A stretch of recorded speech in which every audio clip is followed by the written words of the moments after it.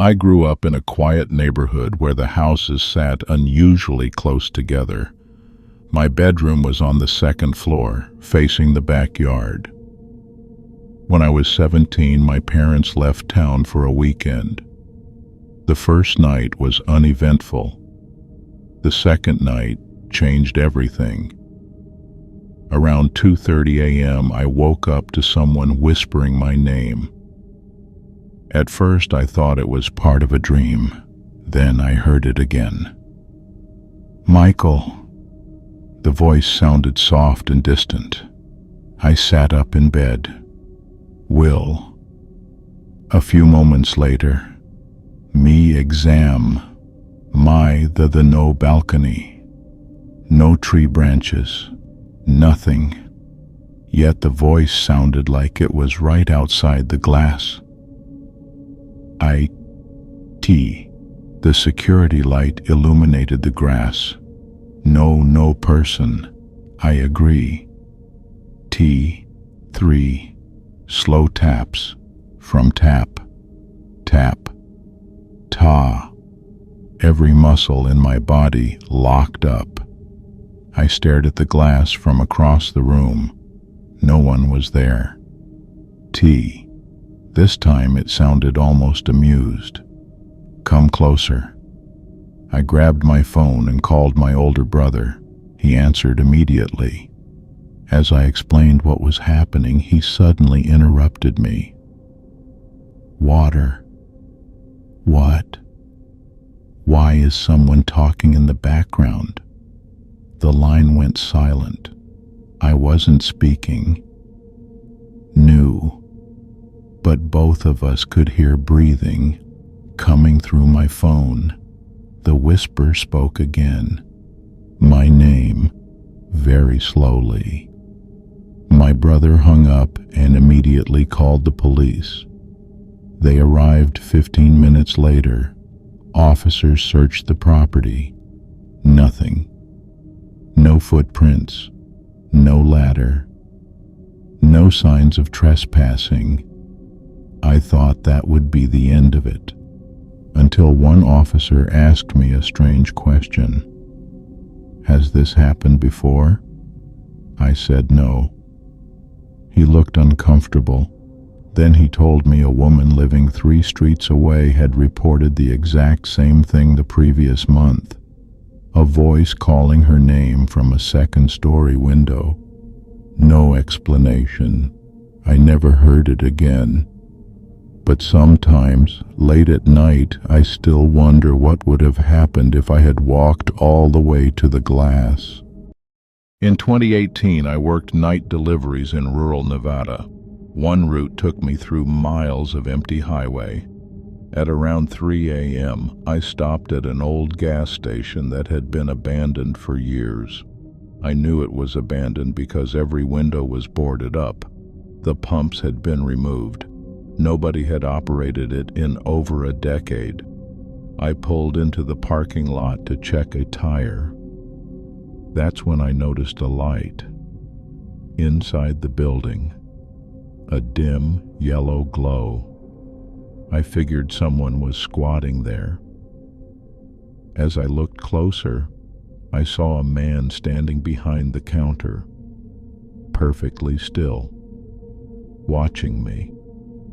He appeared to be wearing an old employee uniform. I stared for several seconds. He didn't move, didn't blink. Nothing. A strange feeling settled over me. I got back into my truck. As I pulled away, I looked in the rearview mirror. The man was no longer behind the counter. My headlights swept across the side of the building, and there he was, standing outside now. I slammed on the brakes. There was no way he could have moved that fast. No door had opened. No sound. Nothing. He simply appeared. I drove away. For the next 10 minutes, I couldn't shake the feeling that I was being followed. Then my dispatcher called. We chatted for a few minutes. Eventually, I mentioned the gas station. There was a long pause. Then he said, "You mean the old Desert Star station?" "Yeah." Another pause. "My uncle worked there." "So?" "He was shot during a robbery." The date he gave me was 1987. When I later searched old newspaper archives, I found a photograph. The employee behind the counter, same uniform, same face, same expression, watching the camera, exactly as I'd seen him that night. I still have the clipping. I wish I didn't. Several years ago, my cousin drove overnight taxis in Chicago. One winter night around 4 a.m., he received a pickup request from an apartment building. The streets were empty. Snow covered everything. He arrived and waited. A young woman emerged from the building. She wore an old-fashioned gray coat. She climbed into the back seat. He asked for the destination. She gave him an address across town. The entire ride felt strange. She barely moved, barely blinked, and never looked at her phone. 20 minutes later, they reached the destination. It was a cemetery. The gates were locked. My cousin turned around. The woman was staring out the window. "We're here," he said. No response. He repeated himself. Still nothing. Finally, she pointed toward a section of graves near the center. "That's where I'm going." My cousin felt a chill. He stopped the meter. "Ma'am, the cemetery is closed." She smiled. "I know." Then she opened the door and stepped out. He looked down to end the ride. The process took maybe 3 seconds. When he looked up again, she was gone. The snow was untouched. No footprints. No tracks. Nothing. The next morning, curiosity got the better of him. He returned to the cemetery. He found the exact location she had pointed to. There was a headstone. The photograph made his stomach drop. The woman from his taxi. Same face.